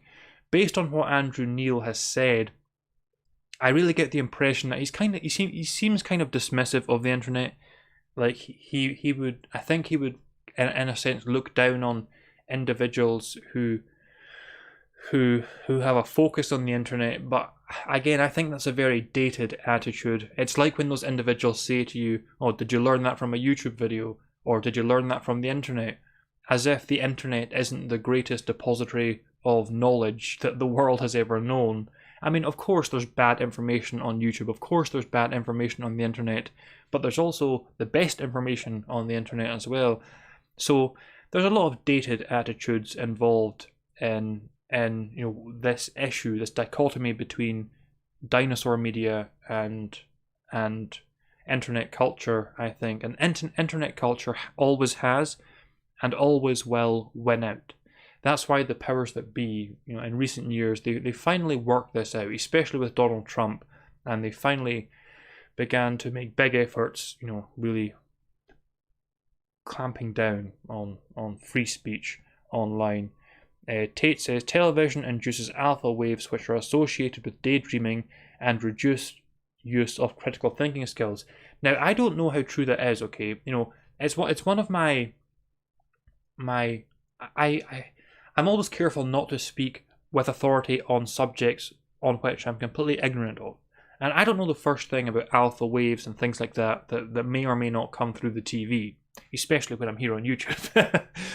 But what I can say for sure is that that's what I find happening to me. If I'm in somebody's house and they have a TV that's always on, and like say I'm sitting there in their living room and they're away doing something else and I just watch the TV, I feel myself slipping into a daydream all the time. So I don't know the technical reasons for that. I don't know anything about alpha waves or what have you, but that certainly happens to me. If I sit down to watch a TV, yeah, I do kind of slip into a daydream. Tate says, I think most souls can't distinguish between the telescreen on their wall and a window to the outside world. I've said before, and I'll say it again now, I stopped watching TV more than a decade ago, not as some dramatic statement, not to give myself some bragging rights, but simply because I had better things to do. But I often think that I underestimate just how much I've benefited from not watching TV. Sometimes I'll encounter individuals and the way they talk and the way they think is just so alien to me. It makes me wonder, geez, have I benefited from not watching TV far more than I can possibly imagine? You see, for me it was really simple. It's that, if I'm sitting there watching TV all day, for example, I'm not gonna be writing books because I wouldn't have time for that. So it was just a more pragmatic thing for me. But yeah, more and more I wonder how much I have benefited from not watching TV, and I suspect that the truth will be quite major. Where's the Hidden Hand says, best thing I ever did was to stop watching the TV about 5 years now. And let me ask you this, Hidden Hand. Do you miss it? Because I don't miss it. You know, so often when you speak to individuals about not watching TV, they speak about it like it's going to be some kind of trial. They speak about it like it's going to be something that they'll miss. But personally, I haven't missed it for 2 seconds. I've never felt better, you know. I never thought to myself, oh, I can't wait to watch EastEnders or Coronation Street or some of these soap operas. Oh, I really miss watching this game show. No, it's banal. It's very, very banal. In fact, I suspect that that some programs are weaponized depression. Okay, so this is going to be very specific to this country, but in this country there's a soap opera called EastEnders, and I swear it is concentrated depression. That whole show is just depressing. Even in an episode where nothing major happens in Albert Square, where there's no major tragedies or anything like that, it's just individuals going about their day-to-day lives in Albert Square, but it's just so downbeat. It's just so miserable. It's just so depressing. Just thinking about it, I can feel the depression arising within me because it's so depressing. You know, whenever there's a wedding or some kind of funeral in that show, you know that something's going to go wrong. If it's a Christmas party, if it's a New Year party, there's going to be a great tragedy. That show is weaponized depression. So, yeah, I can't imagine sitting there day after day absorbing that show into my being. It can't be good for you. It just can't be good for you. Leo asks, do phones and computers have the same effect? Now, he was asking Tate there, because Tate's the one who knows about these things. You know, I can't speak to that myself because what happened is I used to have a smartphone, but I never used it, and so my network cut me off for not using it, and I just never restored it. But I'll tell you what, it's really, really, really difficult getting by these days without a smartphone. Remember how last week I said I was going to sign up to Rumble and start uploading my videos there? Well, I did try to do that, but guess what? They need a mobile number for verification. So I couldn't. I guess what I'll do is I'll get someone else's phone number and, you know, I'll have the verification code sent to them, and maybe I'll upload this episode to Rumble. But yeah, there's so much in modern society now, not just on the internet, but in modern society as a whole, where you really need a smartphone, and it's increasingly difficult to get by without one. Even with this lockdown, with COVID, with the vaccination, you know, people in government have just been speaking like, yeah, just download the app on your smartphone. Okay, first of all, not everyone has a smartphone, and that includes individuals from... I'm 37 years old, I don't have a smartphone. When you're talking about like pensioners, the majority of them don't have smartphones. Another example of how these guys, that they just live in a different world, and they can't appreciate the circumstances that the average person in the working class finds themselves in. They can't seem to relate to any world that is not their own. And so whenever they think about policies that they're going to impose on everyone, they're thinking about the effect that those policies would have on them, not giving any thought to the fact that most individuals in the country don't live like them, don't have the privileges that they have. But returning to GB News, so it was kind of funny, this juxtaposition, because on the one hand, you had certain elements on the left getting absolutely hysterical over GB News, accusing it of being Nazi news and so forth. And my thinking is, well, that would at least be interesting. But when I watch GB News, it's just banal. Okay, again, it may be better than Sky News or BBC News, but it's still mainstream. You know, it's still quite dull. Apart from a few different segments, it's yeah. So it's been funny seeing these individuals getting hysterical over it. By the way, individuals who, of course, have never taken 2 seconds to watch it. All they know is that there's this new news channel. Some of the individuals on it are vaguely to the right, and therefore to them it's fascism, it's white supremacy, it's Nazism, usual story with certain elements from the left. Now, certain elements on the left, they don't believe it. You know, they're just cynically using these terms to shut down individuals they don't want to have a voice. That's very common on the left. But you know what? And this is where we get into the subject of mental illness. There are some individuals who very clearly do believe such things. There are some individuals who have been gaslit, or who have gaslit themselves into truly believing that entities like GB News are some kind of Nazi front, or they're white supremacists and so forth. I think that mental illness is far more prevalent than most would imagine. I think many individuals in this country are afflicted by mental illness. And when I use the term mental illness, I'm not necessarily speaking from in context of the medical profession, this disorder, that disorder. I'm speaking more broadly about individuals who are dysfunctional, mentally speaking, let's just say. And yet, in my own experience, those who shout about their mental illnesses the most, they are the ones who are the least likely to be mentally ill. It's those individuals who act just in these crazy ways, who say these crazy things, again, to go back to GB News, or the idea that this is a Nazi front. Those who say those things and genuinely believe it, they believe themselves to be the picture of sanity. Whereas, I've known individuals in my life who never stop talking about how they're afflicted by this mental disorder and that mental disorder. And in my experience, all it's amounted to is a bloody excuse to behave terribly. Because you get into a situation where, this individual, they behave terribly, they do something terrible, and if you try to hold them to account for it, they'll just evoke their mental illness. So basically, you can't hold them to account then. Whatever they do, no matter how badly behaved they are, they always have this ace card that they can pull. They can say, well, I've got this disorder, and therefore, A, it's not my fault, and B, you can't hold it against me. And so, in those circumstances, you can't have any kind of meaningful relationship with that individual then, because they've absolved themselves of all accountability. They've told you that you can't criticize them no matter what they do. So the only thing you can do in those circumstances is to just disassociate from that individual, because they can't be held to account, and they'll say in their own words that there's no telling what they're going to do. So that is a destructive element that is just not healthy for you to have in your life. And frankly, in many cases, I know for a fact that the individuals I've encountered are just using those so-called disorders as excuses for their behavior. They've never been officially diagnosed, and even if they had been officially diagnosed, I'd still find it hugely suspect, because I think that individuals are overdiagnosed in many cases in the modern day.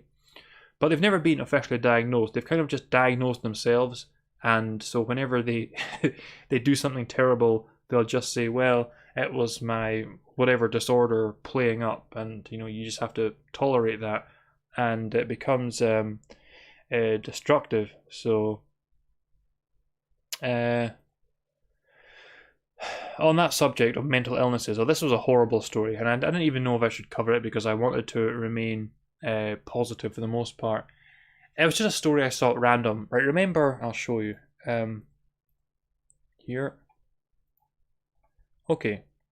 So, remember I was talking last week about how Windows 10 got an update, and it started showing the temperature down here, which is kind of a cool touch. But if you click on it, you get recent news. So this was a news story that just showed up here by sheer coincidence. And it was from Russia. And it was a really terrible story. So there was this beautician in Russia. And she was jealous of this other girl who had children. And this other girl had recently had another child, a baby. So this beautician was jealous of that, but they were apparently friends. And so this girl visited this beautician, and instantly that beautician grabbed the baby and threw it out the window. And this is like really high up, so the baby died. Now that is like this beautician officially doesn't seem to have any overt mental illnesses. This is not someone who just recently came out of an institution somewhere. Someone you would know to be on your guard around. For all intents and purposes, this is just your regular functioning member of society. This beautician who many individuals in the community would know. But what does she do? Because she's jealous, she grabs this baby and throws it out the window and kills it just because she's jealous of this mother. That kind of mental illness, I think, is the form of mental illness that is really prevalent in the modern day, where, okay, these individuals, aren't known to have mental illnesses. It's not like they've been in an institution, but you can tell from their behavior that something is not right. They are not connected with reality, and you see this all the time on social media. And the hysteria over GB News this week, it's just another example of it. There's been so many examples in there. Tate says, "Why did you lie? I'm allergic to the truth." I'm not sure who he's responding to there. So that was a horrible story, and yeah, I guess there could be a problem is, right, that the word spirituality is a very fluffy word in the minds of many. Spirituality, I guess, many individuals think of Oprah. They think of something very light and fluffy, and so when they tune in to this show and they hear me speak, and they hear me in many cases being quite harsh individuals, and they hear me talking about how it's a good idea to disassociate from this individual or that individual, they feel there's a conflict between what I'm saying and spirituality, because they have an erroneous idea of what spirituality is. They have the Oprah Winfrey idea of spirituality, whereas I would tell such individuals, look no further than Yeshua himself in the Synoptic Gospels, for example. Look at the way he spoke to the Pharisees and the Sadducees. Look at the things he said to them. He called them sons of hell. He said they were vipers. Now, the incident that stands out to me the most is in the Gospel of John, when, immediately having resurrected Lazarus, the narrator says that there were crowds surrounding the house that Yeshua and Lazarus were in. But the narrator tells us that Yeshua did not entrust himself to any of them because he knew what was in the heart of man. Yeshua did not entrust himself to any of them because he knew what was in the heart of man. Being a spiritual individual, having an emphasis on spirituality or mysticism, it doesn't mean that you're oblivious. It doesn't mean that you're naive. And it doesn't mean that you welcome even the most destructive individuals with open arms. That view of spirituality, that Oprah Winfrey view of spirituality, is just not consistent with actual spirituality as it is conveyed in scriptures like the Bible and in the Torah and in the Hindu Vedas and the Quran and any ancient set of sacred texts. That is not the tenor, that is not the tone of spirituality. That kind of spirituality is, again, an Oprah Winfrey, very modern notion of what spirituality is. So there is no inconsistency between what I'm saying and spirituality. The only inconsistency is your idea of spirituality as a fluffy thing that is all lovey-dovey, and what the sacred texts from around the world throughout history actually say on the subject, and the way that the great prophets like Yeshua actually behaved. Tate quotes David Icke as having said, streetwise spirituality. That's a very interesting term. I like that term, actually. You can't... Yes, you should be graceful. And, this is something that I've had to work with together with God, because in my personhood, I am inclined to crush individuals. Like, if someone says something abusive to me, if someone says something that is very stupid, those two things in combination, you see, I don't mind if someone is wrong on a subject. Everyone is wrong. We've all been wrong on different things, so there's nothing wrong with being wrong. Everyone grows and learns. But when you're both wrong and arrogant and conceited and smug and demeaning and patronizing, in my personhood, my instinct is to crush you. My instinct is to just demean and expose you and just rip you to shreds. Verbally, I mean, YouTube. That's my instinct. So that's part of the process for me, has been working together with God to be more graceful. And that's why I say in my book that, there are times when yes, you do need to correct individuals, and sometimes you'll need to correct individuals harshly and firmly, just like Yeshua did with the Pharisees and the Sadducees back in his day. But there still has to be that element of restraint. You can't utterly crush individuals. Yeshua had the power to crush the Pharisees and the Sadducees and the scribes in the most literal sense. But of course he didn't do that because he's Yeshua. But he was still firm with them. He was still harsh. So it's important to find this balance between not being a pushover, which so many think spiritual individuals should be, not being a pushover, but also not just crushing individuals because you find them unpleasant.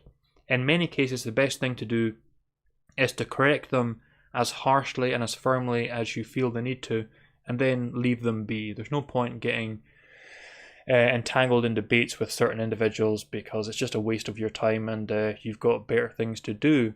So now I'm going to move on to criticizing the right again. This is something I'm so tired of seeing, so bored of seeing. It's just so unappealing. I don't know. I should have really, before I went live, I should have thought of a pithy term for this phenomenon, but I didn't. It's when the right evoke Christianity, essentially. It's when they evoke biblical terms in a really childish, archaic way. For example, Lauren Southern is an individual on the right. She's done this before, and I think that with individuals like her, she's trying to play to her audience to some degree. Now, don't get me wrong, I think that individuals like Lauren Southern, they believe, or at least they would like to believe, that or they suspect that the best way forward to have a good family life, for example, and to have a functional civilization is to return to more what they would call traditional values, to start attending church. And so Lauren has mentioned before that, she takes every Sunday, her and her husband and her kid, they go to a church. Okay, that's fine. That's fine. That's a nice, healthy thing to do. But then there's this other element that creeps in where they start speaking biblically, but they don't know what they're talking about. So like last night on Twitter, for example, there was this individual who's actually a friend of Lauren's, and she used the word heretic. She was saying how heretics will use the words of the Bible, even Satan quotes scripture. And the problem with that is that unless you really know what you're talking about, that talking in that way, using that terminology, it makes you sound really stupid. It makes otherwise really intelligent individuals sound really, really stupid. Like Lauren Southern, for example, she's not, whatever you think of her, and believe me, I have my problems. I've things I could criticize about her, but whatever you might think of her, she's not a stupid individual. But individuals like her, they sound stupid when they use words like heretic, because they read them in the Bible and they just decided to throw them about. That's a stupid thing, because, okay, to speak spiritually, to speak religiously, in the first century, a heretic, to the Apostle Paul and the other apostles, a heretic was someone who was outside of the body of Christ, but who was still teaching in the name of Christ.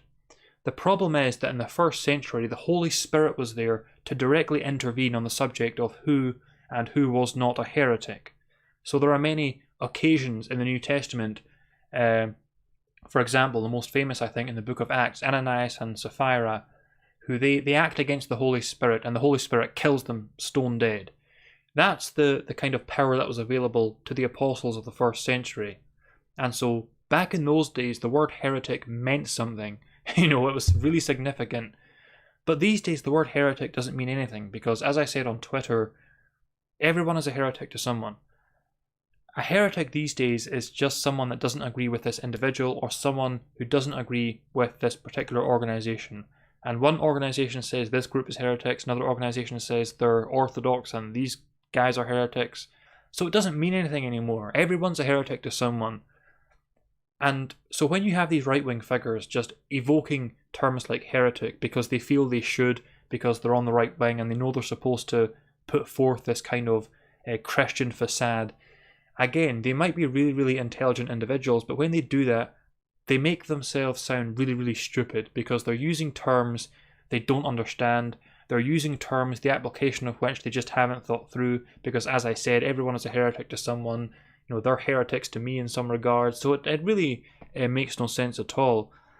And my point is that, I criticise the left a lot here in this show, just as I criticise the right. But the correct way to respond to what you might see as the degeneracy of the left is not to become stupid. You don't, you can return to family values, things that are obviously healthy, obviously productive, in contradiction to what the left would encourage. That's fine, but you don't need to make yourself stupid.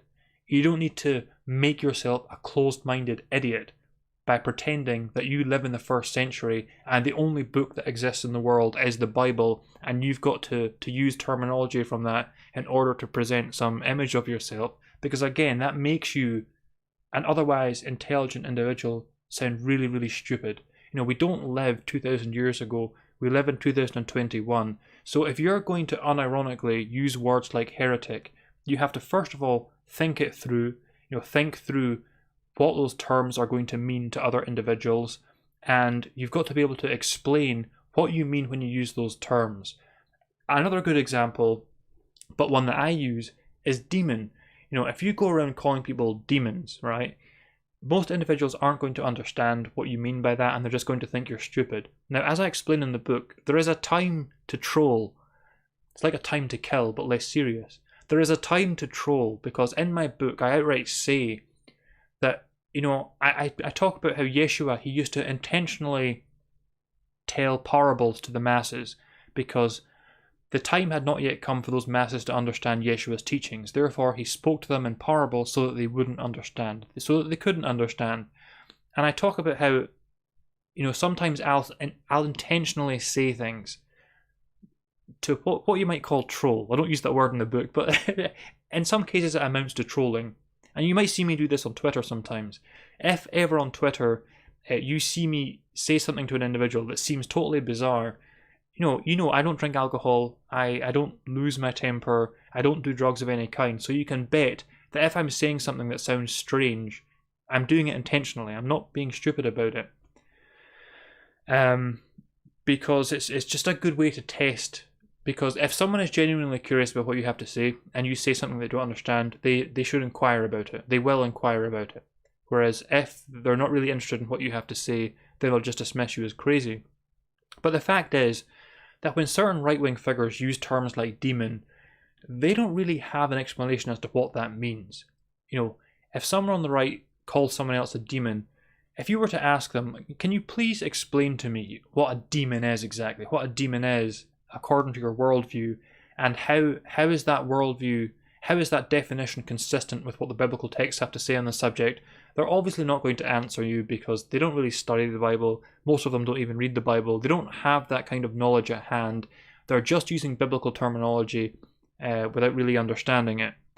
Whereas I'll use a term like demon, and I can sit here for 3 hours and explain to you what I mean when I use a term like demon, and how it relates to what the biblical author said about demon, and so on and so forth. But many on the right aren't doing it because they have aren't using that terminology because they've got some well thought out philosophy behind it and they can explain that to you. They're just doing it in many cases to play to their audience, because they know that most in their audience are Christians of one description or another, and so they know that it will appeal to that audience if they start using terminology like heretics and demons and so forth. So we've reached the 2-hour mark now, and I made the decision after last week's 3-hour episode that these shows would not go on for much more than 2 hours. So I'll just conclude with this final point, which is that it's often said that politics is downstream from culture, which is absolutely true. And what that means is that you would think that government is the most important factor in the direction that civilization takes, because government is government. It is technically in charge of that civilization, but it's not true. As many observe, politics is downstream from culture, which is to say that the majority of politicians, not all, but the majority of politicians are going to conform to the culture. Being politicians, they want to be popular so that they get elected, and therefore they are going to try and appeal to their voter base, and that means appealing and being consistent with the culture of the day. And that's why they say politics is downstream from culture. It's more important to have influence over the culture than it is to have influence over politics, because when you change the culture, you change politics, and necessarily so. So it's a very good observation that politics is downstream from culture, but that's not the whole story. And I want to end on this subject and bring this spiritual matter into it, because that's where most individuals stop. They'll say that politics is downstream from culture and that's the end of it, therefore let's start influencing culture. But that's not the whole story, because culture itself is downstream from something else.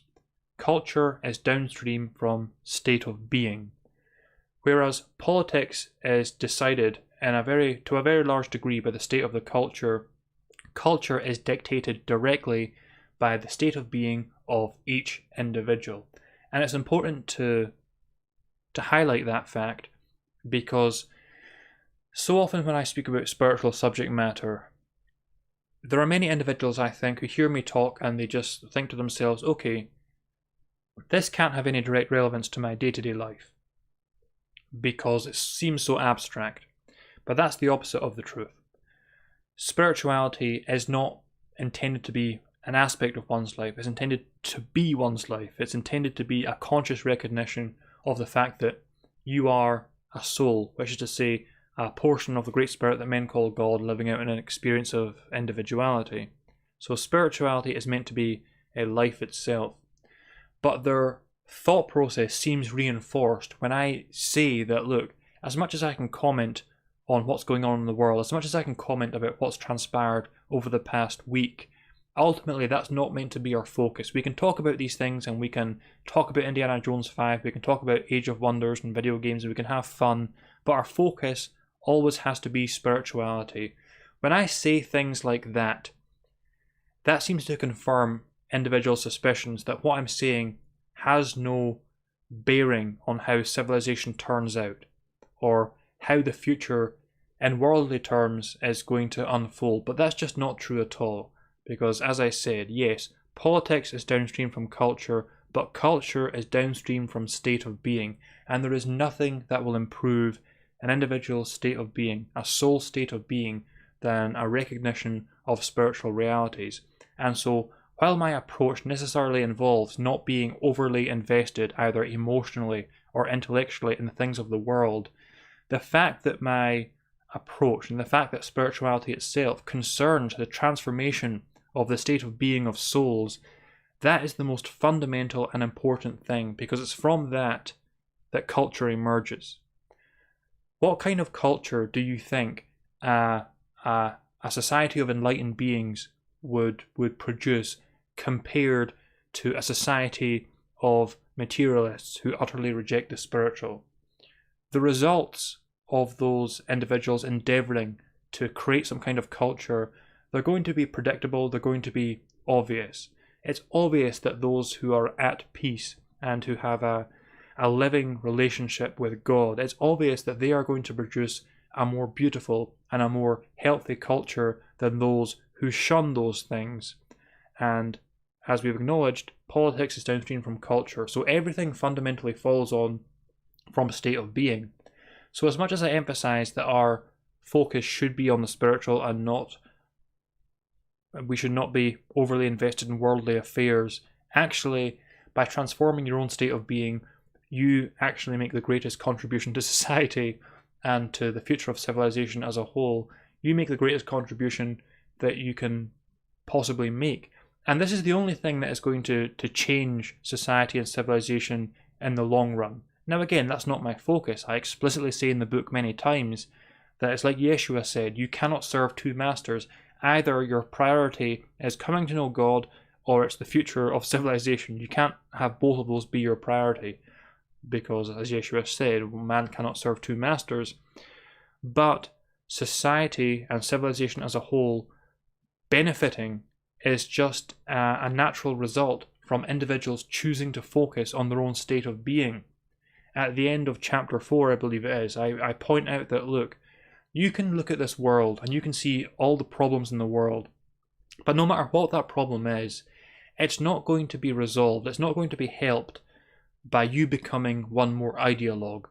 if this world needs anything, and if there's any solution to all of the problems in the world, that solution resides in you coming to know your true nature, you coming to be aware of yourself as spirit, and you coming to be aware of the relationship that you always had and always will have with God.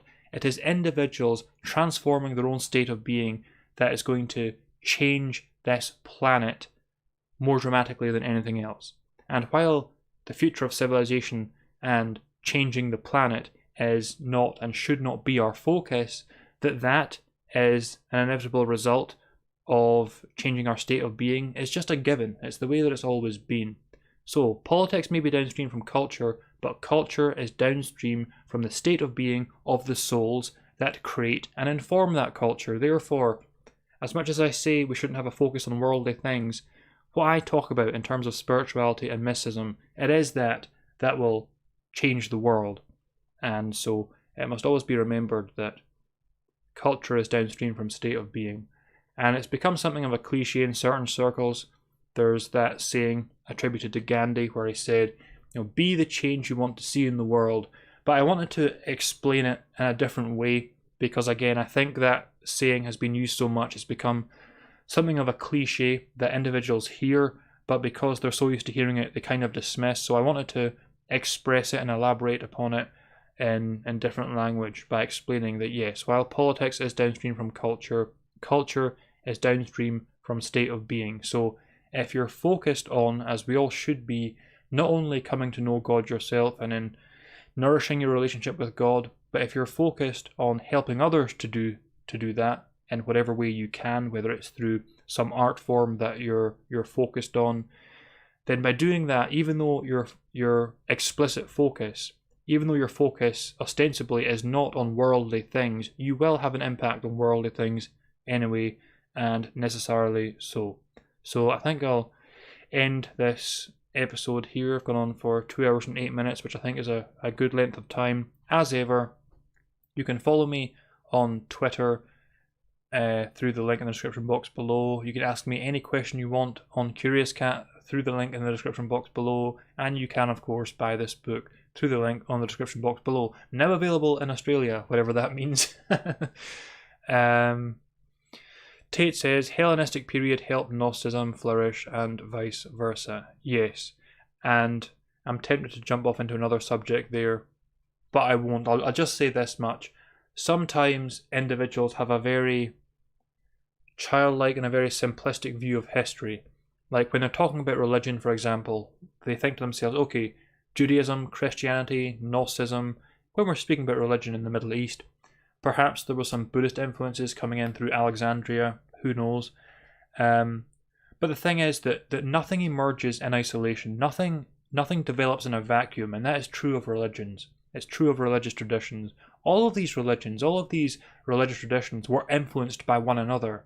And so you will invariably see ways in which, for example, Christianity was, proto-Orthodox Christianity was influenced by Gnosticism, even though technically speaking they were the most bitter of opponents, because that's history as it actually was. That's how history played. That's how the world works. These things don't develop in isolation, and you can hope that when you look at your tradition historically, there was purity there from the very beginning. You can pretend to yourself, if you want, that your tradition emerges from the disciples of Yeshua and they've just lived in a vacuum for 2,000 years. This tradition has existed in a vacuum, not being subject to external influences at all. But that's just not how reality works. That's just not how history played out. So that was a very strange note for me to end on. You can blame Tate for that, but thank you very much for watching, everyone, and may your moment be mystical.